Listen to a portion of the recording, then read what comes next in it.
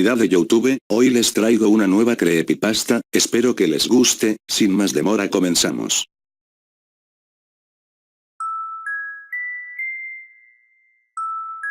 Esta historia no es mía.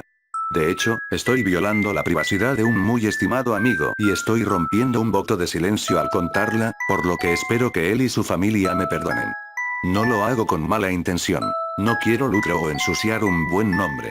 Es solo que siento que esta debe ser contada, debe circular y todos deben saber qué pasó.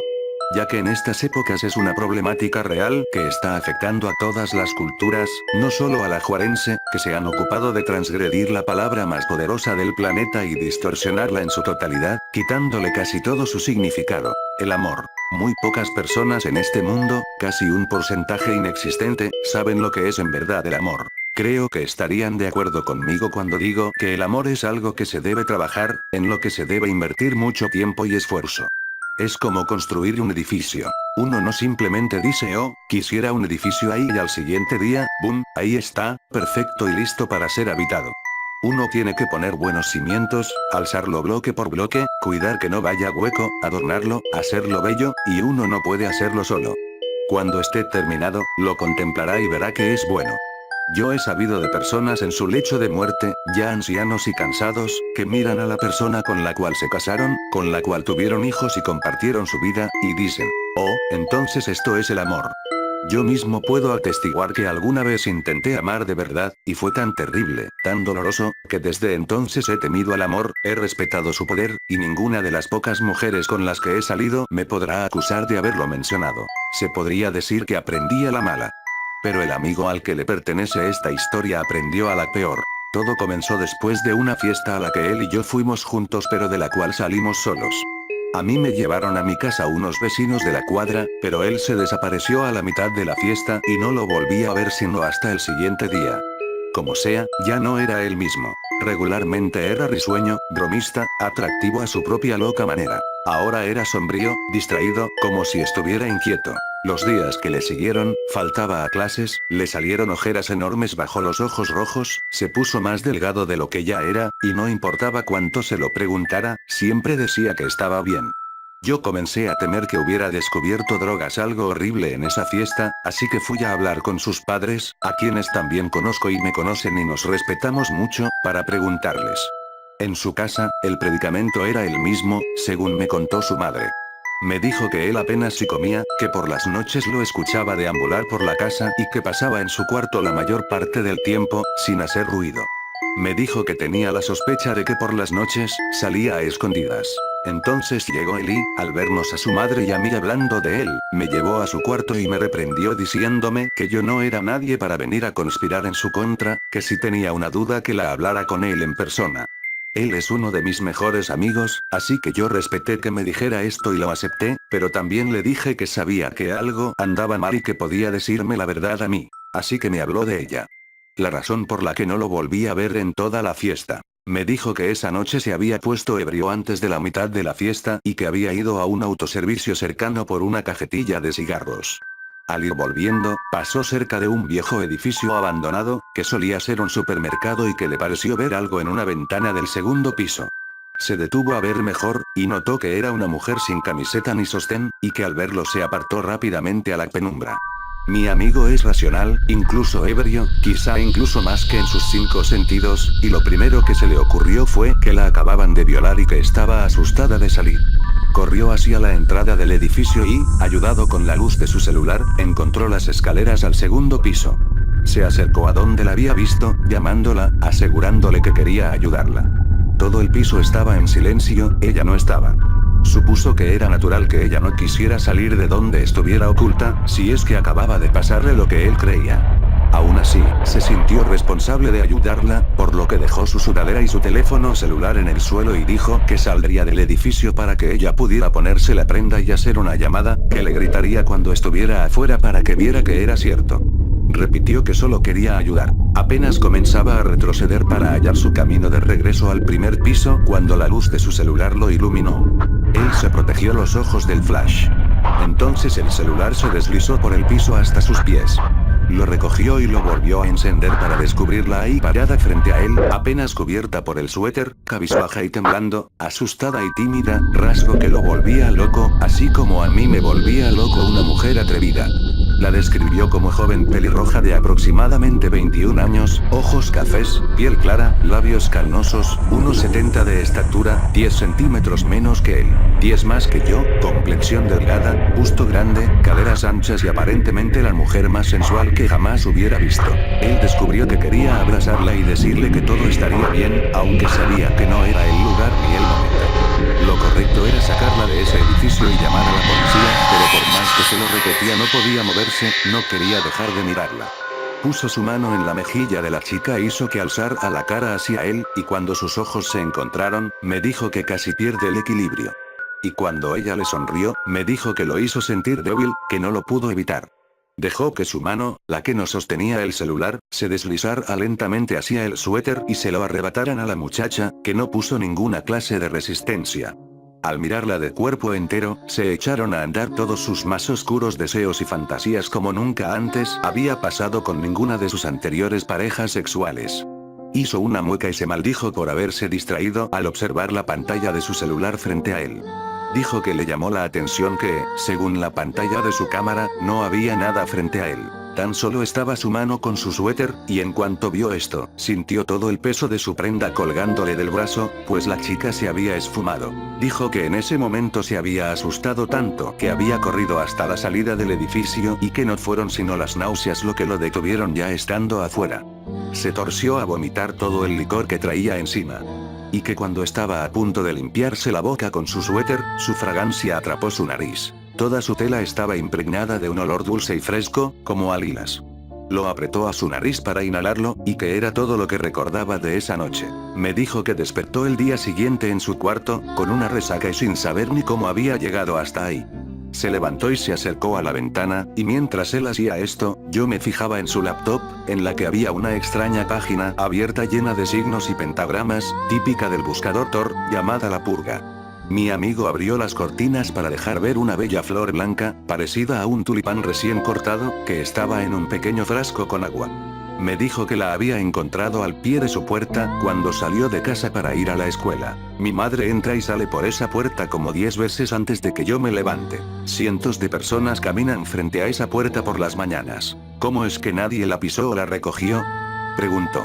Yo no le supe responder. Me dijo que era la misma fragancia que ella había dejado en su suéter, que esta flor se la había dejado ella a forma de obsequio esa noche, como una ofrenda de amor. Estaba como nueva. No se notaba que tuviera más de un día. En este punto tuve que interrumpirlo para hacerle muchas preguntas, como por ejemplo si alguien había puesto algo en su bebida esa noche, o si sabía de alguien que le quisiera jugar una broma. No tenía duda de que él hubiera sido honesto con respecto a lo que vio, pues siempre tuvo mi confianza. Nunca me había mentido antes, y no había necesidad de que inventara una historia tan erótica para mí, pues yo sabía con qué chica salía y lo que hacía con ellas. Pero lo que me acababa de contar era demasiado extraño para creer que hubiera pasado de verdad. Esto hizo que él se molestara porque pensaba que yo no le había creído y que se pusiera en un plan imposible. Yo traté de razonar con él.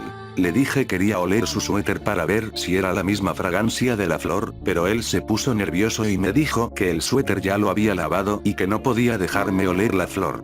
Le pregunté por qué y él me dijo que nadie más debía oler la flor y que debía permanecer en su ventana en un frasco de agua en todo momento. Al preguntarle que quién le había dicho eso, él se volvió a poner nervioso y agresivo y me dijo que alguien que sí le creía y que no vendría a acusarlo con sus padres, y no importó cuánto tiempo más me pasé queriendo razonar, de ese plan ya no lo saqué. Para él, yo ya no era seguro. Terminé enfadándome y salí de su casa. No me explicaba cómo alguien tan ateo y racional como lo era mi amigo podía creer en su propia historia sin cuestionarse.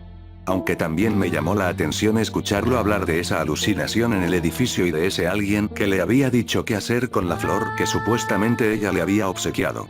Afortunadamente, yo sabía bien dónde encontraría respuestas, por lo que lo primero que hice cuando llegué a casa fue encender mi computadora, descargar Tor para navegar en la Deep Web y buscar la página que él tenía abierta. La Purga. La cosa estaba peor de lo que yo creí.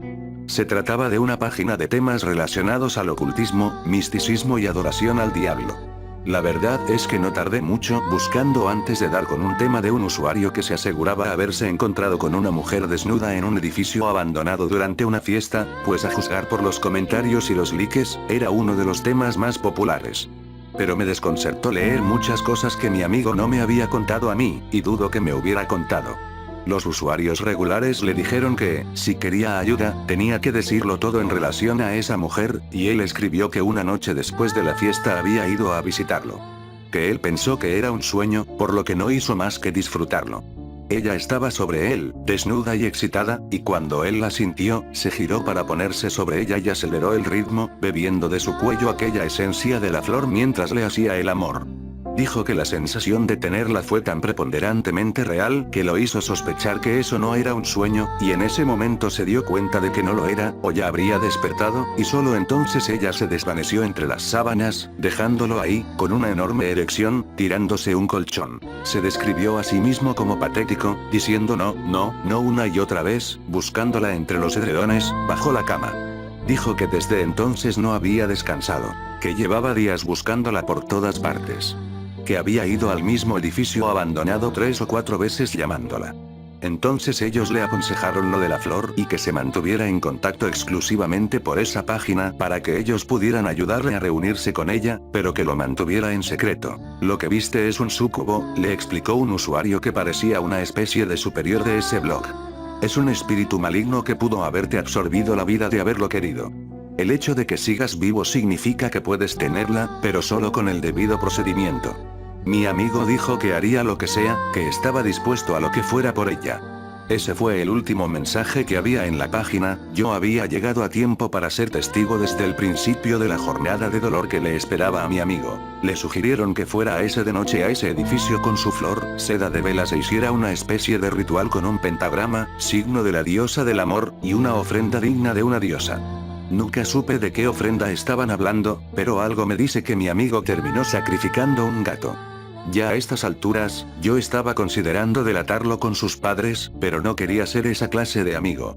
Traté de restablecer comunicación con él, invitarlo a fiestas, presentarle amigas, volver a fortalecer nuestros lazos, recordarle que el mundo espiritual no tenía nada que el mundo real no tuviera. Pero él no quería escuchar. Seguí monitoreando la página. Publicó que el ritual no había dado resultado, porque no la había vuelto a ver y se estaba desesperando, pero ellos lo reprendieron diciéndole que ese era un rasgo inaceptable para cualquiera que quisiera contactar con los muertos, ya que algunos tardaban años antes de poder comunicarse con los demonios. No podía creer cómo le estaban lavando la cabeza a mi amigo y él ni cuenta se estaba dando. Le sugirieron muchas cosas a lo largo de las siguientes semanas, aunque todas eran una variación de lo mismo: pentagramas, velas, sacrificios, lecturas ocultas. Que intentara con sangre de cordero, que intentara con gotas de su propia sangre para que ella viera su honestidad, que intentara con velas negras de Occidente, que llevara incienso, que lo intentara de nuevo, pero que esta vez se quedara toda la noche velando. Me sentí tentado a ir a asegurarme de que estuviera bien en ese edificio, pero sentía tanto miedo de lo que encontraría. Tras unos días, me sorprendió lo que escribió. La he visto. Hice lo que me dijeron. Pinté el pentagrama, prendí las velas, hice el sacrificio, fui paciente y me quedé toda la noche velando. A las 4 de la madrugada, tomé un cuaderno y me puse a hacer un bosquejo de ella recostada a lápiz. Y cuando llevaba más de la mitad del dibujo, miré frente a mí y ahí estaba ella en la misma pose en la que la estaba dibujando. Al verla, solté el cuaderno y fui hacia ella, pero se desvaneció en el aire, dejándome solo de nuevo. ¿Qué hago ahora? Ellos le aconsejaron que tratara de hacer lo mismo en su casa, en un lugar donde la pudiera arrinconar, pero que no se le acercara demasiado rápido, pues era demasiado tímida y se iría si él era brusco. 2 días después volvió a escribir. Esta vez casi lo consigo. Hice 2 o 3 bosquejos de ella en distintos poses antes de que comenzara a aparecérseme. Siempre traté de atraparla, pero ella desaparecía. ¿Qué hago? ¿Por qué no me deja tocarla? ¿Por qué no me deja estar con ella? Todo alcanzó proporciones inimaginables y yo decidí que ya era suficiente. Ya no lo veía en la escuela, se había desatendido por completo. Tan solo lo veía en la calle, cuando venía de alguna de esas tiendas extrañas que frecuentaba, donde vendían rituales satánicos u objetos de culto. Estaba delgado, casi escuálido, rayando en lo ridículo. El tipo atractivo y divertido se había perdido por completo. Se le veía enfermo y débil, y para colmo, tenía cortadas enormes en las palmas de la mano. No podía permitir que siguiera con esto, por lo que lo confronté y le dije que sabía todo lo que estaba haciendo para invocar a la mujer desnuda, aunque no le dije cómo lo había descubierto, y que si no desistía hablaría con sus padres. Él intentó atacarme, pero en ese estado no podría vencer ni a una mosca. Me acusó de no tener ni la menor idea de lo que era el amor, y de lo que se tenía que sacrificar para obtenerlo. Yo, como todo buen católico, traté de hablarle del amor que conocía, que es querer lo mejor para una persona. Le dije que si ella, real o no, lo amara, habría aparecido desde que él comenzó a hacerse daño para llamar su atención. El amor es cosa de vivos, eso le dije. Él me disuadió de hablar con sus padres diciéndome que había entendido, que yo estaba en lo cierto. Me dijo que olvidaría todo el asunto, pero que le diera tiempo, que tenía que dejarlo de lado a su manera. Quizá fue el dolor que vi en sus ojos lo que me convenció, pero eso no me contuvo de volver a revisar la página para ver si era cierto. Él había publicado otro mensaje esa tarde. Hoy, después de un día de ayuno, de otra ofrenda de sangre y una noche en vela, se me apareció una vez más, por fin. Mientras hacía un trazo de ella sentada en mi cama cruzando la pierna. Estaba envuelta en mis sábanas, sonriéndome, y siguió posando para que yo pudiera terminar mi dibujo. Esta vez, vi algo entre sus cabellos parecido a alas largas. Se veía como un ángel. Fui paciente, no me apresuré. Al terminar, solté mis cosas con mucho cuidado y fui de rodillas hacia ella, suplicándole, rogándole. Se dispuso a desaparecer, pero yo alcancé a sujetarle un tobillo. Y esta vez no desapareció, se quedó quieta. Yo me arrastré como un gusano hasta su pie sin dejar de suplicarle, de rezarle. Lo tomé entre mis manos, logré besarlo, acariciarlo con toda mi cara, impregnarme de esa esencia. Seguí besándole el pie, luego el chamorro, y seguí subiendo. Pero cuando llegué a la rodilla, ella se fue. Ya no sé qué hacer, ya no puedo más. Y por si fuera poco, alguien se dio cuenta de lo que estoy haciendo y está pisándome los talones. ¿Qué puedo hacer para estar con ella ya? Entonces los usuarios de la página le propusieron esto. Es una señal de que tus esfuerzos te están acercando a ella. Pero debes entender que tú eres un ser corpóreo tratando de amar a un ser fuera de nuestro plano. Aunque su amor es fuerte, no pueden vencer esa separación. Quizá a ella le cuesta más estar ante ti de lo que a ti te está costando. Debes entender que ya es hora de que tú te arriesgues al máximo sacrificio por ella. Entonces decidí que era el momento preciso para romper el silencio y hablar con sus padres. Les conté todo lo que sabía, desde la fiesta hasta los mensajes de la Deep Web. Les dije que su hijo corría un terrible peligro.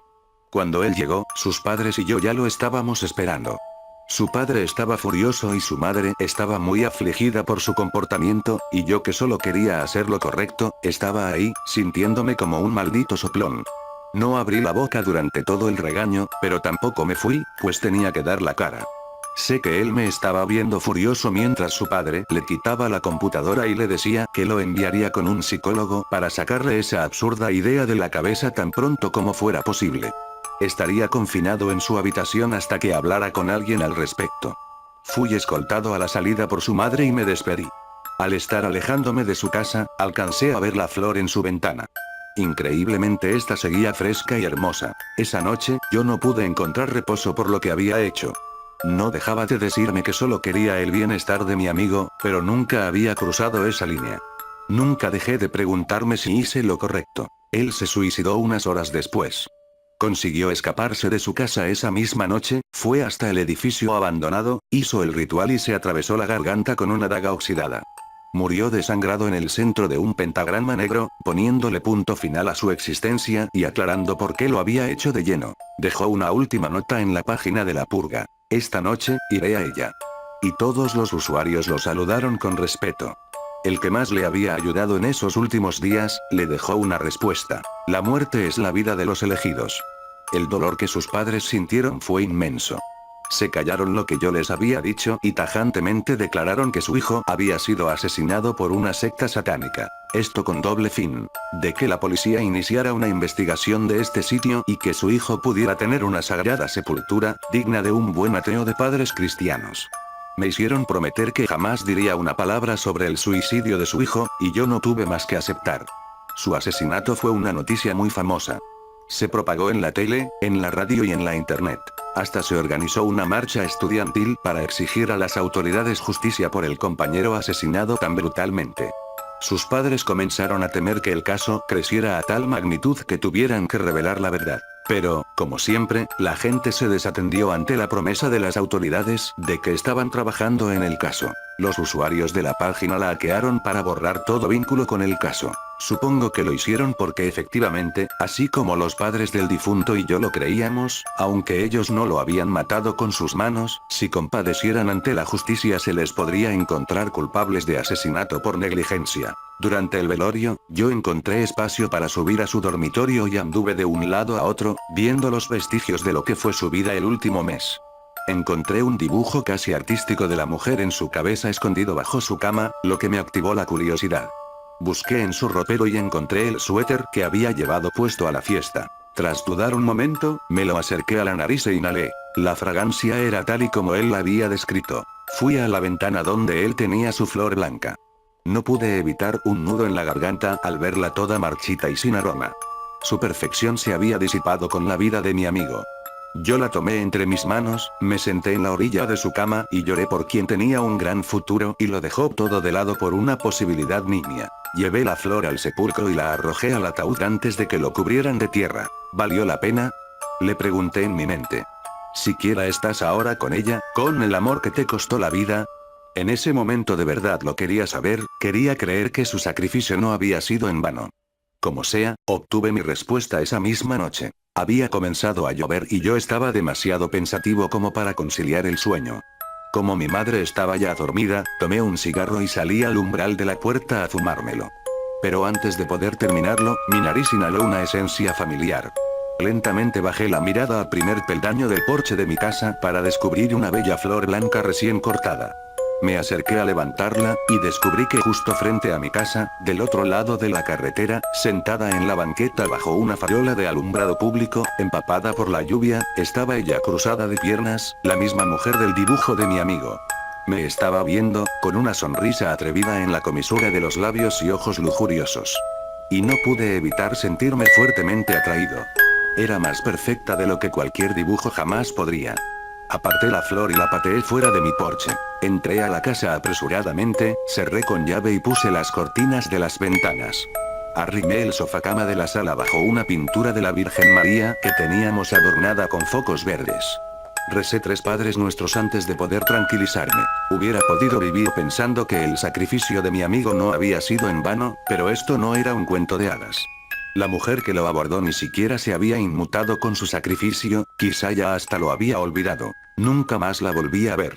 Al día siguiente, la flor seguía ahí, pero estaba pisoteada y maltratada, deshecha por todos los desatendidos peatones que habían circulado toda la mañana por la banqueta. Yo la tomé y la quemé con mi encendedor, aunque pienso que estuvo de más. Creo que bastó que la alejara de mi casa para que la mujer viera que no estaba interesado y se largara. Supongo que trataba inútilmente de destruirla a ella, pero supongo que no estaba atada a la existencia de esas flores o se habría terminado cuando la que mi amigo tenía se marchitó. Finalmente, creo que esta historia, que parece completamente irreal, tiene una moraleja muy real.